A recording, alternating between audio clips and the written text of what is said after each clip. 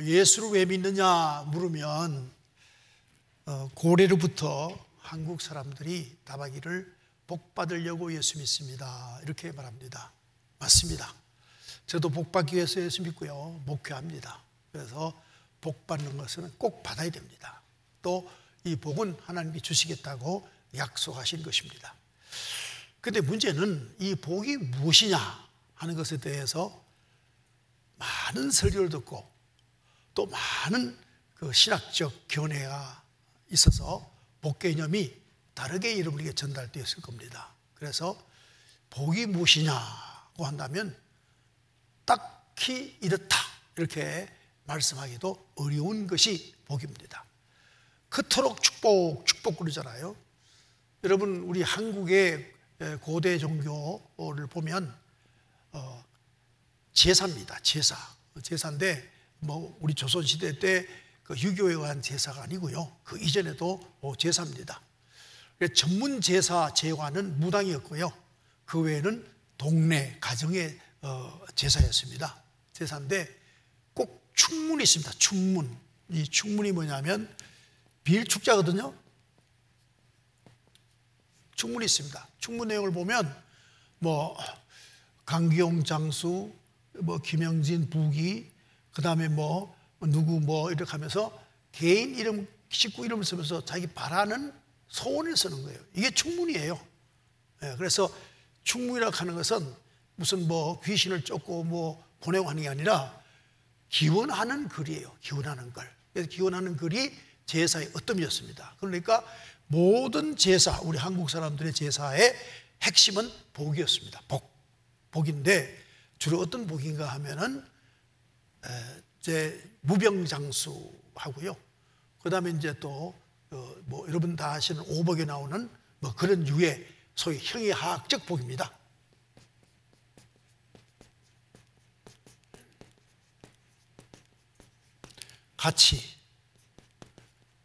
가치죠.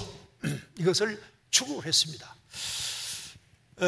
그렇게 살다 보니 한국의 역사라는 것이 항상 그 형이하학적 그 가치로 볼 때 큰 나라, 이를테면 중국, 그 다음에 또 소련, 뭐 그리고 일본은 뭐 근래 와서 그렇지 과거에는 그러지 않았고요. 이런 데서부터 늘 물리적으로 우리가 압제를 받고 또 공세를 바치고 그렇게 지내온 역사입니다. 역사인데 실제 뭐 우리가 고려 시대만 하더라도 또 이제 뭐 조선 시대만 하더라도 뭐 간간히 아라비아와 교역도 있었지만은 거의 이게 형이하학적 가치의 복을 추구하면서 우리는 살아왔는데 우리는 이 한국적 그 복에 관해서 이제 말씀을 전하고 싶은 것은 없고요. 성경이 우리에게 복이 뭐냐를 말씀하고 있는가 하는 것을 이제 우리가 보도록 하겠습니다. 첫 번째는 이제 여러분께서 성서를 보면 하나님께서 이제 세상 만물을 지으시고 아담에게 번성하라 그랬습니다. 번성하라.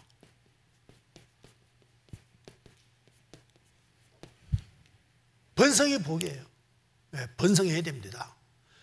여러분께서 뭐 여성들이 뭐 자녀를 낳지 않겠다, 또 뭐 여러분 젊은이들이 결혼해서 뭐 자녀를 낳지 않겠다 이런 이야기를 합니다. 뭐 그 사람들의 시대적 가치에 따라서 그렇게 이제 의식화돼서 대답을 하지요. 그렇게 말합니다. 하지만 성경에서 말하는 하나님이 주시는 복은 번성하랍니다. 번성하라. 그러니까 이 말을 다리 말하면 경영하라는 뜻입니다. 경영이 원만하게 이루어지도록 하라 이런 뜻입니다. 그래서 이제 번성하라 그랬죠. 그런데 이 번성하라는 이 하나님이 주신 이 복을 아담이 상실합니다. 아담이 범죄함으로 상실됩니다. 이거를 실락문이라 그렇게 말합니다. 나고는 잃어버렸다. 하나님께 준 번성하라는 축복을 누리다가 이 복을 그만 상실해버린 거죠. 복을 잃어버린 겁니다. 그러자 우리 하나님께서는 그냥 잃어버린 것이 신락은 그대로 두시는 것이 아니라 바로 이제 그 하나님께서는 다시 축복을 하십니다. 여러분께서 창세기 3장 15절 말씀에, 창세기 3장 15절 말씀에 내가 너로 여자와 원수가 되게 하고 내 후손도 여자의 후손과 원수 되게 하리니 여자의 후손은 내 머리를 상하게 할 것이요 너는 그의 발꿈치를 상하게 할 것이니라 하시고, 이것을 우리는 오리지널 가스펠, 원복음이라고 합니다. 원복음. 원복음이라고 합니다. 그러니까 하나님께서 회복시켜 주겠다. 번성하도록, 너희들이 마음껏 경영하도록, 그러니까 세상 모든 만물을 관리할 수 있도록, 경영할 수 있도록 다시 주권을 허락해 주겠다. 이렇게 약속을 합니다. 3장 15절에 약속을 합니다. 이것은 바로 예수 그리스도 이 땅에 오심을 약속하는 것입니다. 그런데 이 가인과 아벨 사이에 문제가 뭐가 생겼냐 하면 창세기 4장입니다. 제사 문제로 이제 두 형제가 싸웁니다.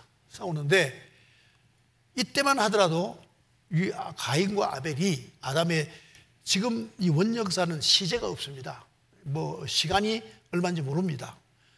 이 사실은 아담의 바로 직계, 우리 같으면 뭐 제가 아들 있잖아요. 이런 어떤 혈육 관계를 여기다 대입시키면 안 됩니다.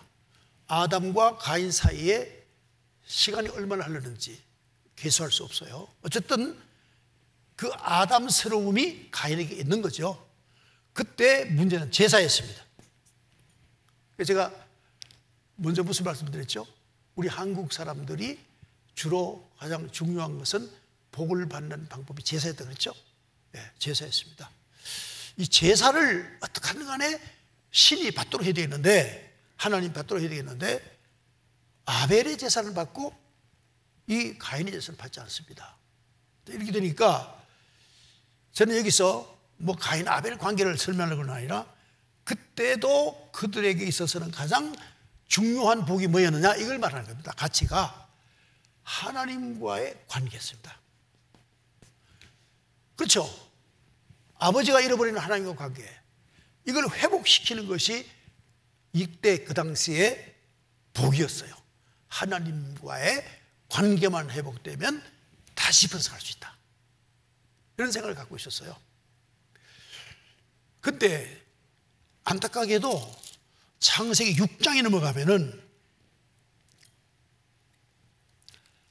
6장 1절 이하의 말씀 보시면 사람이 이 땅에 번성하기 시작할 때에 그들에게서 딸들이 나나니 하나님의 아들들이 사람의 딸들의 아름다움을 보고 자기들이 좋아하는 모든 여자를 아내로 삼는지라.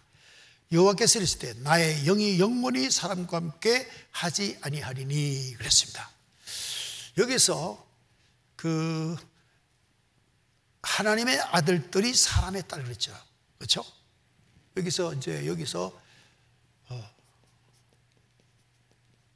사단과의 관계라니까 결국 어떻게 됐다고요? 하나님의 영이 떠나갔죠. 그래서 이 노아 홍수의 심판을 하나님께서 하신 이유는 바로 영 문제, 역시 동일한 가치를 가지고 있습니다. 그래서 복이란 하나님과의 올바른 관계다라는 걸 이제 이야기하고 있습니다. 그러다가 창세기 이제 그 홍수가 끝난 다음에 이제 11장에 보면은 바벨 얘기 나옵니다. 바벨에서부터 이제 인간의 힘으로 하나님께 도전하는 거죠. 도전해서 하나님과 관계를 정상화하는 게 아니라 하나님의 나라, 하나님의 권한을 획득하려고 하는 노력을 하고 있습니다. 이럴 때 하나님께서 이 일을 못하도록 해버리는 거죠. 그래서 창세기 1장 1절에서 창세기 11장까지는 하나님과 관계가 복이었습니다. 창세기 1장에서 11장까지는 하나님과의 올바른 관계가 복이다, 이렇게 개념을 여러분께 가지면 됩니다. 우선 이건 원역사니까, 원복음이니까 그냥 두십시다. 두고 이제 아브라함 얘기입니다.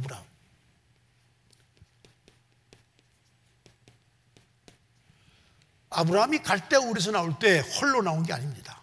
홀로 나온 게 아니고 엄청난 식소를 들고 나옵니다. 여러분께서는 부족장이거든요. 그리고 사제입니다. 부족장이고 사제인데, 그래서 이제 그 아브라함이 사제로서 하나님께 부름받아 가지고 하나님이 지시할 땅 가나안을 가게 됩니다. 가나안을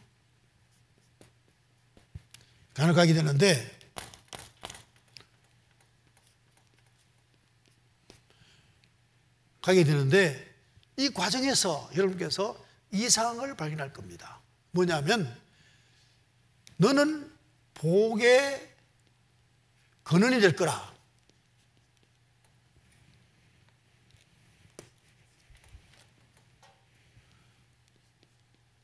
근원이 될 거라. 이 복의 근원은 뭐냐면 통로입니다. 통로. 네가 복을 받는 사람이 아니고 복을 전해주는 사람이다, 이렇게 말합니다. 그래서 이제 새로운 형이하학적 복에서 형이상학적 복이 등장합니다. 이게 무슨 말이냐? 아브라함의 복의 통로가 된다는 말은 너를 통하여 이 땅에 메시아가 올 것이다 하는 메시아 사상이 아브라함부터 시작합니다. 너로부터 올 거다. 그래서 형이상학적인, 형이상이란 말은 비물질적 존재라 그 말입니다. 형이하학은 물질적 존재라 그 말이고요. 그래서 그런 복의 개념이 아브라함에게 처음 이제 시작이 됩니다. 시작이 돼서 여러분 마태복음 1장 말씀 보면 아브라함과 다윗의 자손 예수 그리스도의 세계라 그렇죠? 그래서 신약 성경의 주복은 뭐냐? 형이상학적 복입니다. 네. 형이상학적 복, 비물질적인 걸 복으로 봤습니다.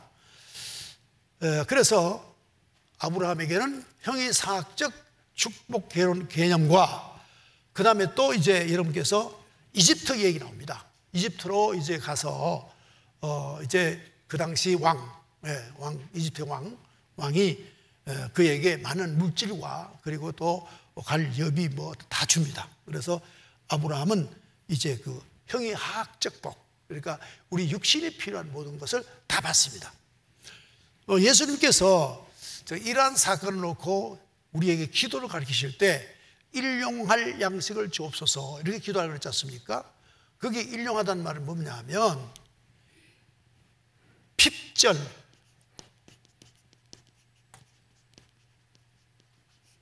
핍절한 것을 없게 하옵시고, 그 말입니다. 그러니까 이 핍절이 뭐죠?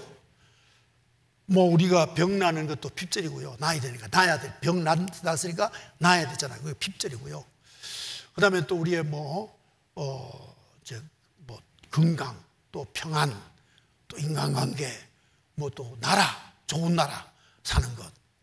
여러분 참 저는 어떤 데 깜짝깜짝 감사하는 거는, 내가 그래도 대한민국에 제일 골짜기에서 태어났지만 북한 안 태어나게 천만 복이다. 내가 북한 태어났으면 지금 좀 어떤 존재일까? 배가 나왔을까? 아니죠. 배가 덩어리 붙었겠죠. 노동하느라고. 그렇잖아요. 그래서 나라 이거 복이에요. 복. 이 형이학적 복이죠. 어떤 나라 사느냐 참 중요합니다. 또 어떤 부모를 만나느냐, 이거 굉장히 중요하죠. 저는 뭐 우리 부모에 대해서 하나도 그냥 부족함 없고 감사하고 있는데 신앙을 주셨으니까. 그렇잖아요. 그래서 이 부모는 어떤 부모 만나느냐, 이것도 복이고요. 이 모든 게 우리가 인생이 육체로 살아가는 동안에 모든 피로, 핍절한 것을 다 채우시는, 이게 핍절하니까 피로가 나오죠. 피로를 다 채우시는 하나님. 그래서 이제 아브라함에게는 일용할 양식이 허락되었고 메시아 예수로 허락된 축복을 아브라함에게 주신 것이죠. 그래서 아브라함을 통하여 후손되는 자에게는 두 가지 복을 주신다. 형이상학적 복, 형이하학적 복 다 주신다. 이런 것이 이제 아브라함으로 통하여 약속하신 약속이 되겠습니다. 그 다음에 이제 쭉 넘어가서요, 사울 얘기를 합니다. 왜 이렇게 쭉 넘어가느냐 하면,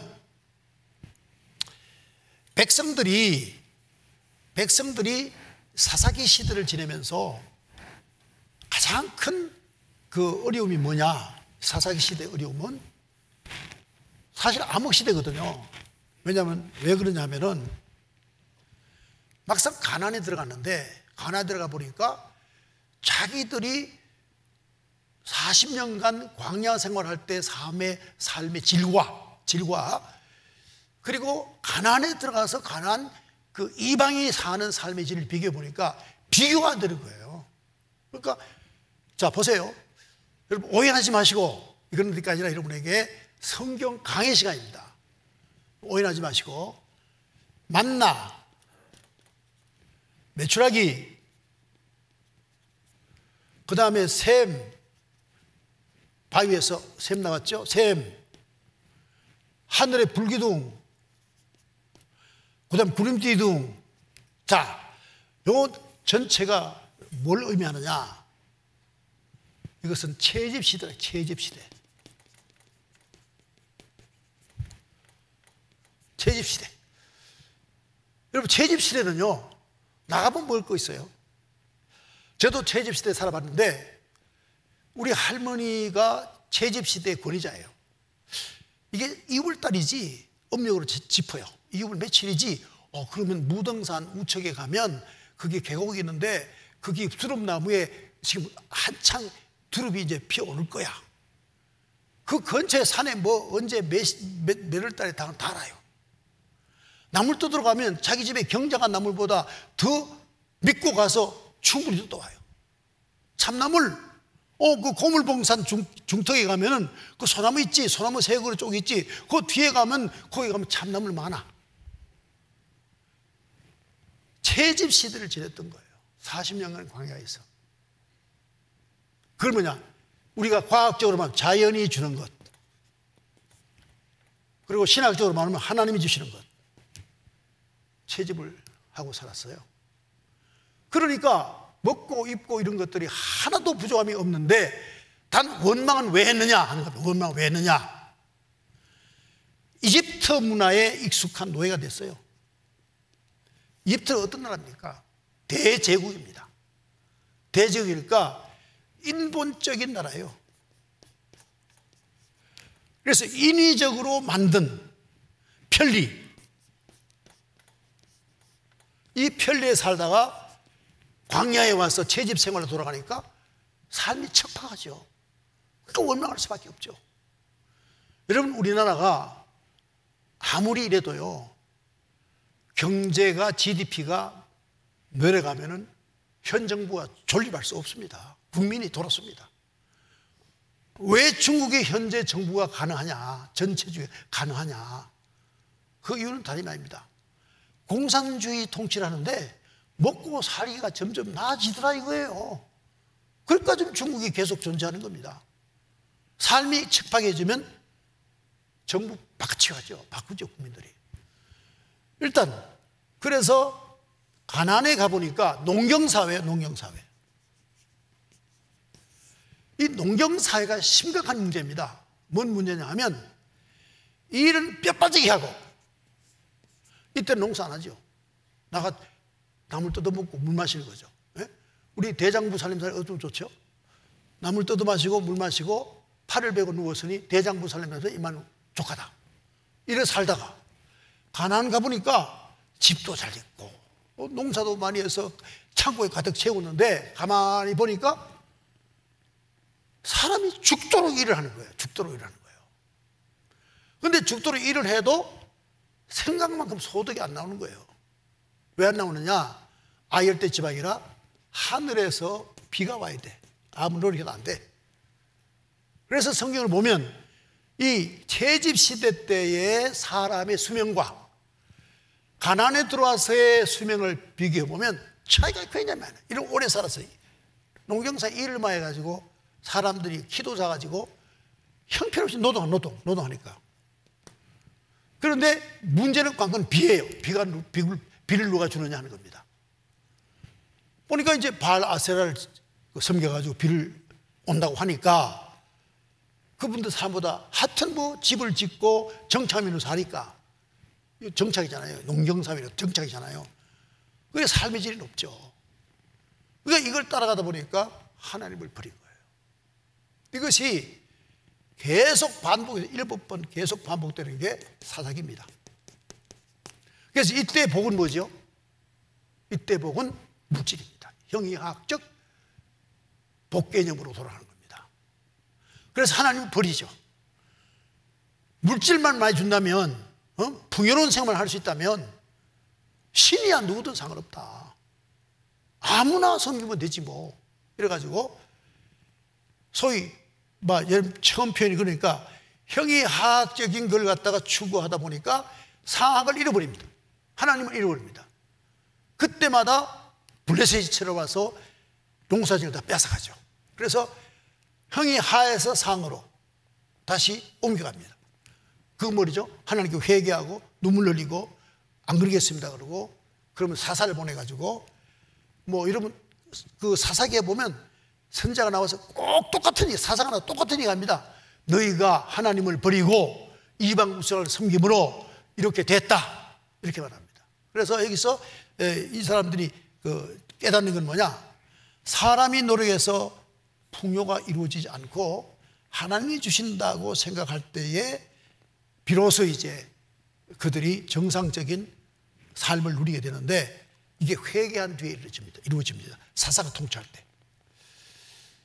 그래서 사사기에 와서는 뭘로 바뀌냐면 물질 축복이 우선시 되는 거죠. 우선시 되는 겁니다. 그러다가 사사가 와서 아니다, 형이 상학, 하나님과 관계가 축복이다, 이렇게 주장을 합니다. 그러다가 이제 생각해내는 게 뭐냐? 열왕기 상 역대기에서는 뭐가 나오냐 하면, 그렇다, 우리가 왜 블레셋에게 농사한 걸 뺏기느냐? 그거는 국력이 약하기 때문이다. 우리도 인위적으로 군대를 만들자. 그래서 결국 왕을 세워달라고 그럽니다. 그래서 사울을 세웠죠. 국민이 세운 왕입니다. 이거는 간단합니다. 왜 사울을 왕으로 세우느냐? 신체가 건장하고 용모가 단정하고 또 집안이 베냐민 집하고 좋아서 인위적으로 세웠는데 영성이 없습니다. 그래서 이 사울이 죽은 이유는 성령인 떠나고 악령인 사탄이 지배했기 때문에 자살합니다. 자살해요. 죽습니다.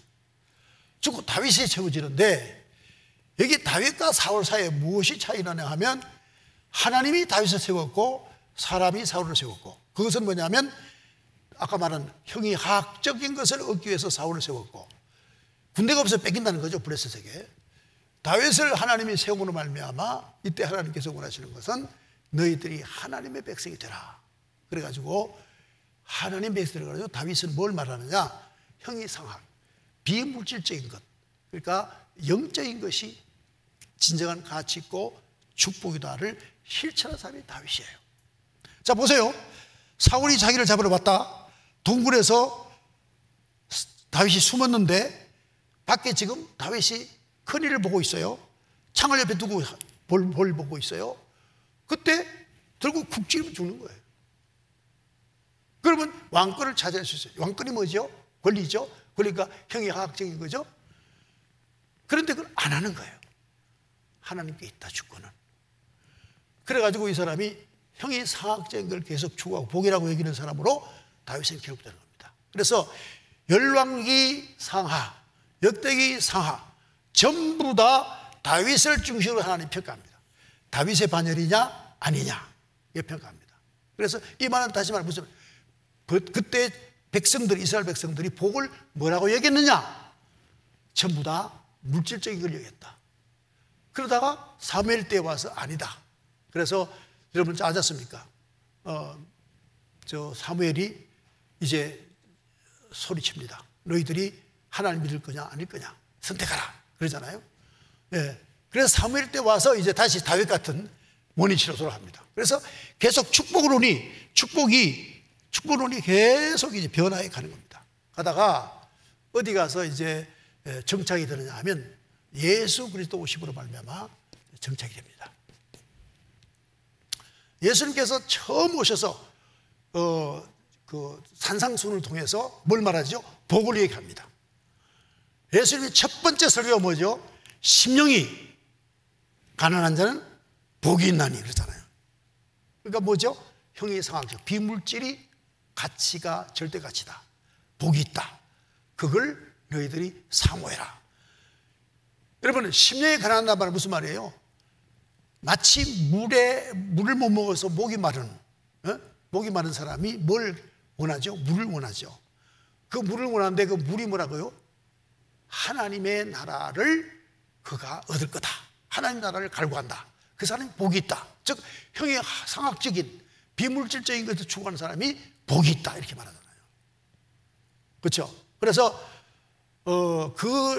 이 예수님의 이 말씀 심령이 가난한 자는 복이 있나니 천국이 저희 것이요, 이 말씀에 근거한 내용이 바로 시편 23편.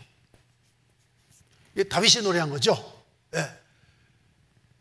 여호와는 나의 목자시니 내게 부족함이 없으리로다. 나를 불밭에 누이시고 실만한 물가를 놓으신다. 이 말은 그의 영혼이 늘 소생케 하는 하나님의 말씀이 그에게 역사했다. 감사하다. 그런 얘기죠. 또 이제 목마른 사슴이 나오잖아요. 목마른 사슴이. 여러분 그 시편에 나오죠. 이 목마른 사슴이는 뭔 목마른 사슴이냐면 이제 포수가 활을 쏘가지고 사슴을 맞췄어요. 사슴이 막 피를 흘려요. 그러니까 탈수 현상이 나오잖아요. 그때는요 생명이 살고 죽는 게 문제가 아니에요. 물 안 먹으면 무슨 게 원이에요. 그런 심령으로 너희가 하나님을 사모하고 그리워하고 말씀을 받기를 원한다는 그런 사람이 복이 있는 사람이다. 그래서 예수님을 오셔서 분명하게 복이란 뭐냐? 절대 가치인 하나님이 복이다. 이걸 분명하게 정해줍니다. 정해주시면서 이것을 추구하게 하기 위해서 자기를 소개해. 자기를 내가 이런 복을 주러 왔다. 자기를 소개하는데 사람들이 가견 볼 수 있는 가견적으로 증거해야 믿는단 말이에요. 믿음이 없으니까. 그래서 병자도 낫게 해주고 그 다음에 또 소경도 보게 하고 또 죽는 사람도 살게 하고 뭐 오병이로 5,000명도 먹이고 바다도 잔잔하고 그러니까 온 무리가 예수를 쫓아서 예수를 왕으로 삼자 그랬잖아요. 그러니까 결국은 이스라엘 백성들이 뭘 원하느냐? 예수님은 하나님을 복, 하나님 말씀을 복 이걸 전하는데 백성들은 물질적을 바라더라. 여기서 이제 충돌이 나죠. 그 충돌이 난 사건이 어디냐면 바로 빌라도의 광장입니다. 빌라도 광장에 백성들이 예수 죽이라 그러잖아요. 왜 죽이라 그러냐? 우리에게 빵을 줄 줄 알았는데 우리에게 병 낫게 해줄 줄 알았는데 복지를 이룰 줄 알았는데 우리를 저 로마로부터 독립시켜 줄 줄 알았는데 무능하구나. 십자가에 깨지네. 희망 없네. 실망한 거예요. 그래서 예수를 죽이라 그랬던 거예요. 배신했다 예수가. 거기서 이제 충돌이 나는 거죠. 제 예수님은 죽을 때까지, 마지막으로 죽을 때까지, 그러니까 십자가상에 달려 있어도 한쪽은 형이학적 가치, 이를테면 십자가에서 당신도 떨어내리고 나도 떼어내리게 해라. 그리고 이 땅에서 잘 먹고 잘 살게 해다오. 그렇게 말합니다. 그런데 한쪽 강도는 말하기를 나를 기억하소서. 그러니까 주님이 오늘 나와 나오겠다. 하나는 형이상학적 가치, 하나는 형이상학 가치를 추구했던 거예요. 그 십자가의 세 십자가라는 말은 무슨 말이냐? 인류란 이 둘로 나누어지는 존재다. 한 부류는 물질적인 거, 현세적인 거, 이걸 추구하고 있는 사람들. 또 한쪽은 영원한 나라를 추구하는 사람들이 있다. 이걸 십자가 셋으로 이제 다시 한번 결론을 짓는 거예요. 신학 성서가. 그러다가 이제 국면이 완전히 전환되는데 죽었어요. 죽었습니다. 이 죽음은 형이하학의 종말이에요. 끝이에요. 죽음은 뭐 보이는 것이 필요하나? 아무것도 필요 없죠. 다 없어지지 않습니까? 무로 돌아가는 무. 응? 죽으면 무죠? 무. 죽음으로써 너희들이 지금까지 추구하는 상대적 가치, 형이하학적 가치, 육신적 가치, 가견적 존재, 이것은 다 죽음이 있다. 그리고 내가 다시 산다. 부활한다. 부활함으로 너희들도 나처럼 부활하게 될 것이다. 그러자면 어떻게 한다? 복음, 즉 최고의 형이사학적 복이 복음이에요. 복음. 여러분 로마서 1장 16절 한번 보시죠. 로마서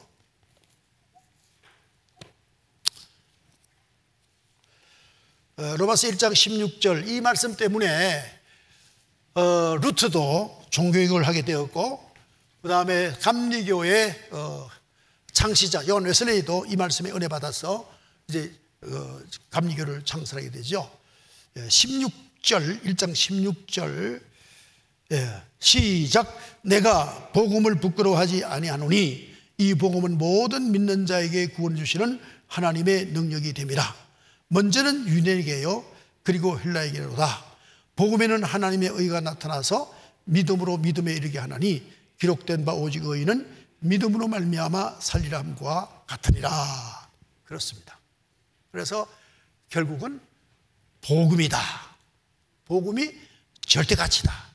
이것이 복이다. 그 복음이 무엇이냐? 십자가와 부활입니다.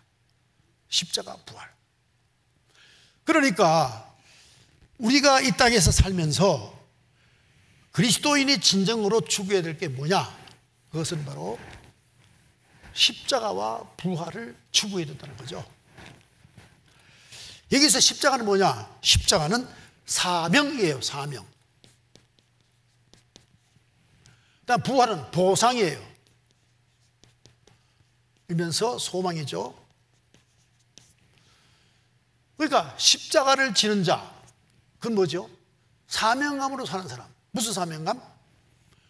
복음적 삶을 사는 사람.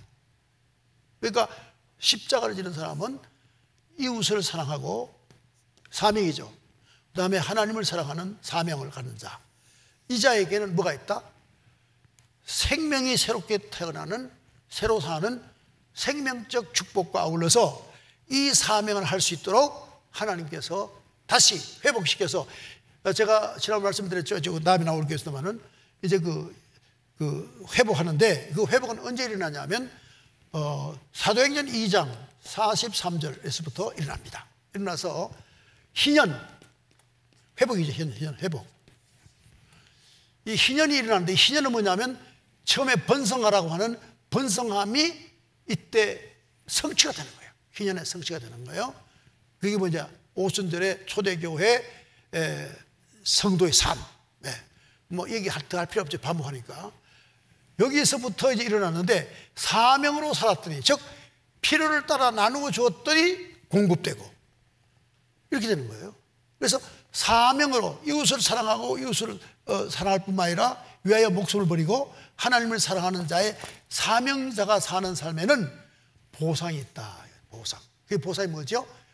바로 다시 아담이 잃어버린 관리권을 돌려받는 보상이 있는 겁니다. 그래서 세계 역사를 보면 사명감으로 사는 사람들은 언제나 물질적으로는 뭐 더 말할 것도 없고 삶의 질이 높습니다. 예수 그리스도의 삶과 비슷합니다. 뭐 많은 사람 얘기할 필요 없고요. 여러분 잘 아시는 사람만 얘기할게요. 록펠러라는 사람 알죠? 록펠러는 51세를 기점입니다. 51세 기점. 51세 이하에는 형이하학적인 돈만 알았어요. 그래서 록펠러에 대한 많은 그 비판적 글이 많습니다. 우리는 교회에서 뭐 록펠러 예화를 많이 듣는데, 실제 사회학적 접근을 해서 쓴 글들을 보면 록펠러는 남의 노동력 착취하고 그야말로 못 쓸 사람으로 그리고 있습니다. 그게 51세 전이에요. 기업을 키울 때. 52세 때 우연히 병이 걸려요. 아무것도 못해요. 움직일 수 없어요. 그런 돈은 끌어요. 그러다가 그가 하나님 말씀의 은혜를 입어서 사람이 180 바뀌어요. 그 다음부터 사명자가 되는 거예요. 그 전에 뭐냐? 소유의 종이었어요, 록펠러가. 마지막 죽을 때 어떻게 하느냐? 내 남은 재산을 윤용씨에 바치겠다.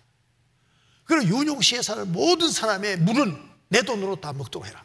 지금도 미국에는 수도세가 안 나옵니다. 윤용에서는. 록펠러 돈 다 냈어요. 그래서 아무리 돈이 많아도, 돈이 소유 많이 해도 사명감 없이 돈 버는 거는 허사예요. 욕만 들어먹는 거예요. 그러나 사명자가 됐을 때 그 뒤에 온 거는 존경도 받고 은혜 가운데 생을 마감하는 거죠. 그래서 우리가 그리스도인이 꼭 알아야 될 게, 그러면 과연 그리스도인이 복이 뭐냐 하면은 상학적, 하학적 다예요. 다 봤는데 상학에서는 사명자가 돼야 되고, 그러므로 하학은 보상을 하나님이 주시는 거예요. 이것이 균형이 잡혀야 되는 거예요. 그래서 에베소서를 보는 거죠. 에베소서 2장 1절부터 1장 3절부터 오늘 봉독했지 않습니까? 자, 보십시다. 지금 바울은 옥중에 지금 이거를 씁니다. 여러분, 로마의 옥이라는 것은 인간이 견딜 수 없는 그런 아주 낙후되고 힘든 어려운 환경에 있습니다. 거기서 에베소 교회에다 편지를 쓰는데, 찬송하리로다 하나님 곧 우리 주 예수 그리스도의 아버지께서 그리스도 안에서 하늘에 속한 모든 신령한 복을 우리에게 주셨다 그랬어요. 하늘에 속한 신령한 복을 주셨다. 뭐지요? 예수 그리스도를 주셨다. 성령을 주셨다. 그 얘기입니다. 예수 그리스도 주셨다. 성령을 주셨다. 신령한 복. 이것이 형이상학적 가치죠. 신령한 복 주셨다. 이 복은 곧 창세전에 그리스도 안에서 우리를 택하사 우리로 사랑 안에서 그 앞에 거룩하고 흠이 없게 하시려고, 이 사명을 받은 자는 사명을 감당하자면 자기의 됨됨이가 건강해야 됩니다. 영적으로 육적으로 건강해야 되는데, 그 건강한 상태를 뭐라 그러냐면 거룩이라고 그래요. 흠이 없다. 예수님은 죄가 없다. 마찬가지로 흠이 없다. 그래서 죄사함 받은 성결한 거룩한 영혼, 그 말입니다. 그런 사람이 이제 사명감을 갖고 살아가는 거죠. 또 이제 그 기쁘신 뜻대로 우리를 예정하사 예수 그리스도로 말미암아 자기의 아들들이 되게 했다 그랬죠.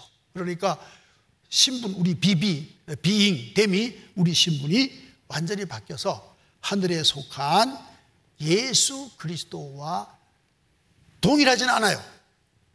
동일하지 않지만 동일하다. 왜? 하나님의 아들은 아니에요. 우리가 영은 아니에요. 우리가 신은 아니라고요. 인격입니다. 인격이지만 예수님과 동일한 모든 능력을 우리에게 줬다. 그래서 사도행전 1장 8절 말씀, 너희가 성령이 임하면 권능을 받는다 그랬죠. 권능 받는데 어떻게 받느냐? 처음에는 완전히 자기를 부정하고 부인하고, 또 하나는 뭐죠? 너희는 말씀으로 양육을 이룬다. 이걸 성화라 그래요. 성화. 이걸 거듭남. 이게 권능이에요. 권능이라 말은 거듭남, 성화를 말하는 거죠.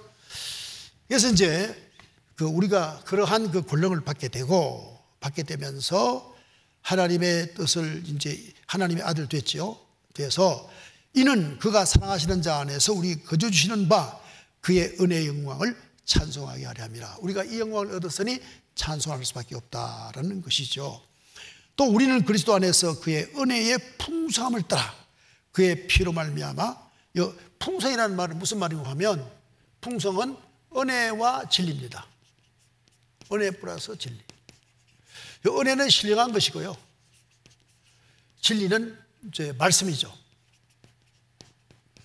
풍성하다는 말은 하나님 말씀에 충만한 깨달음과 말씀을 믿는 믿음이 있고, 또 신령한 것은 성령의 역사로 초자연적 역사, 초월적 역사가 일어나게 되는 거죠. 기도할 때 응답되는 역사가 신령하게 일어나게 되는 거예요. 이것이 바로 풍성이라고 합니다.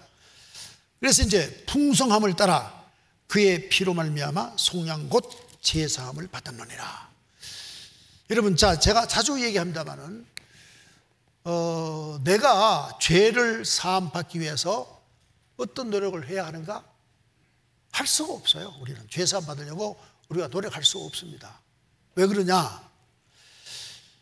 여러분, 저도 물에 빠져봤습니다만, 빠져봐야 죽지는 않았습니다만, 물에 빠져봤는데, 물에 빠지면 자기 스스로 나오기 힘들어요. 저 같은 경우는 그냥 푹 빠졌는데, 혼자 모여가서 빠졌는데, 쭉 들어가더라고요. 마지막에 가서 그냥 무식적으로 발로 찼는데, 바위가 발에 딱 붙여가 쭉 올라온 거예요. 그래서 살았어요. 그런데, 이건 하나님의 은혜인데, 어쨌든 사람이 물에 빠지면 자기를 못 고쳐요. 이게 우리가 칼빈의 교리에 보면 인간은 전적 타락, 자기는 자기를 구원 못한다. 그러니까 은혜만 의지해야 된다. 예수님이 나를 구원해줘야 된다. 예수 그리스도의 십자가가 나를 구해줘야 된다. 그래서 구원받는 거듭나는 사건은 은혜입니다. 은혜고, 왜? 이미 죄사함을 받았느니라. 이 받았느니라는 말을 믿지 않는 자는 교회 안 오는 거죠. 내가 죄사함을 받았느니라 믿는 자는 교회 오는 거죠. 여러분, 죄사함 받은 줄로 믿습니다. 죄사함 받으려고 하는 게 아니에요. 받았습니다. 시제로 말하면 완성이에요. 과거 완료. 다 우리 죄사함 받았습니다. 다만 무엇이 남았나? 사명을 제대로 하느냐 못하느냐에 따라서 우리에게는 성화, 거룩해지느냐 못해지느냐는 건 우리의 경건의 연습을 계속 경주해야 되는 거죠. 그래서 성화되어 간다, 이것이죠. 그래서 다시 중복을 말씀드리면, 예수님 오셔서 우리에게 주시는 복의 개념이란 영적인 것과 육적인 것을 다 포함해서 복이라고 한다 하는데, 문제는 우선순위다. 영적으로 하나님의 자녀가 되어야 사명이 주어지고, 즉 사명이 주어지면 그 사명하기 위해서 기도하면 결핍을 채워주시는 하나님, 그래서 일용할 양식을 주옵시고라고 기도하라, 그렇게 썼다고요. 그래서 주기도문도 둘로 나누어져요. 신령한 복과 또 땅의 복. 그래서 4번 신령한 복을 위하여 기도하고 4번 땅의 것을 위해 기도하도록 예수님이 가르쳐 주셨어요. 그래서 우리가 예수 믿는 것은 우선순위 문제예요. 내가 성령 충만히 받고 하나님의 자녀에 대해서 사명을 가지고 사명을 수행하려고 할 때 하나님께 기도하면 결핍을 채워주시는 역사가 이루어져요. 그래서 결국은 육적 축복도 함께 이루어지는 거죠. 제가 우리 교회의 신앙을 평가하면요, 여러분 죄송합니다, 제가 이런 말씀 좀 드려서, 제가 볼 때는 사명감이 너무 약해요. 그래서 기도가 이루어지지 않는 거예요. 자, 보세요. 우리 이제 손자가 와 있어요. 이제 우리 필린이가 둘째인데 애가 몸이 뚝뚝 자라요. 내가 보니까 운동을 좀 가르쳐야 되겠더라고요. 그래서 헬스클럽에 가서 운동하라고 그랬어요. 말 안 해도 제가 시켰어요. 근데 걔가 나 운동 싫어요. 나 안 갈래요. 못 가는 거예요. 하나님은 우리의 궁핍을, 필요를, 결핍을 다 하시고 이미 준비를 하셨어요. 다만 기도로 얻으면 돼요. 사명을 이루기 위해서. 근데 그걸 안 하는 거예요. 우리 교회는 기도를 안 하는 거예요. 사명감도 약하고요, 기도도 안 하는 게 우리 교회 문제예요. 제가 어느 교회자 비교해서 죄송합니다만은, 저는 이제 우리 설교학을 누구에 배웠냐면 제가 곽선임 목사의 설교학을 배웠어요. 그래서 내 설교하면 곽선임 목사 닮았다고 그러는데, 교수한테 배웠으니까 닮았겠죠. 근데 그분이 이런 말을 해요. 강남, 강북의 차이는 뭐냐? 강남은 기도 열심히 하고 강북은 기도를 열심히 안 한다는 거예요. 자기가 부흥회를 다녀보니까. 강남에는 새벽 기도 때 그 1500석짜리가 거의 찬대요. 곽선임 목사님 얘기가. 그분 설교 들어보면 뭐 복받아라 그러고 뭐 어쩌라 그러고 한 분도 없어요. 뭐 할렐루야 아멘 시키는 없어요. 스스로 기도해야 된다. 하나님께 얻어야 된다. 학군도 좋아요. 애들 좋은 학교 갈 수 있도록 학군도 보내요. 보내지만은 기도도 열심히 하는 거예요. 두 날개죠. 이게 우리 약하다는 거예요. 우리는 부천에 무슨 명문학교 있나요? 옛날에 부천은 그래도 고등학교 있어서 다 했는데 그것도 없어요. 뭐 대학 같은 게 하나 있나요? 정말 부천은 쌍망한 도시예요. 아카데믹한 게 없어요. 끼끼 있어봐야 서울사람 말하기를 놀기 좋은 도시 부천. 음란의 도시예요, 부천이. 그렇잖아요. 그러니까 여기는 사탄이 막 역사하는 거예요. 누가 역사하죠? 박태선 사탄, 또 조예수 사탄. 그렇잖아요. 부천에 사탄이 많아요. 네. 피터 와그너에 하면 지역 귀신이 많다고요. 그러니까 이 도시가 뭔지 모르게 뭔가 윤기가 나지 않는 거예요. 교회도 보면 안 싸우는 교회가 없어요. 안 싸우는 교회가 없어요. 네? 부천 제일 감리교회나 나이가 많아졌으니까 조용하지 다 싸워요. 뭐 우리 교회에서 나간 사람 뭐 좋은 교회 갔다든가 그것도 싸워서 난리가 났더구만. 안 싸운데 잠든 교회 뭐 다 싸우잖아요. 왜 그래요? 이유는 뭡니까? 한 성령 가지고 한 교회인데 사람들이 그렇다는 거예요. 사람들이. 왜 싸워요 교회에서? 나 이해가 안 가요. 왜 싸우는지. 나 납득이 안 가요. 사명감이 없다는 거예요. 사명에서만 교회 안을 보는 게 아니라 교회 밖을 봐요. 더 멀리 보면 세계를 봐요. 더 멀리 보면 우주를 봐요. 밖으로 봐야지 안에 들어가지고 우리끼리서 뭘 얻어요? 조선시대 당파사매가 뭐 남았어요? 나라 갖다 바쳤지요. 일본에다가. 그래서 사명감. 십자가입니다. 십자가. 사명은 십자가. 십자가 든든히 붙잡고 날마다 기도해서 우리가 사명감 수행할 수 있도록 하나님 앞에 많은 피로를 체험받고 결핍을 체험받는 신앙이 돼야 이게 바로 복된 자로 살아가는 겁니다. 그래서 우리가 약한 게 뭐냐? 사명감이 약하다. 사명이 약하니까 기도할 게 없다. 그 말입니다. 기도할 게 없다.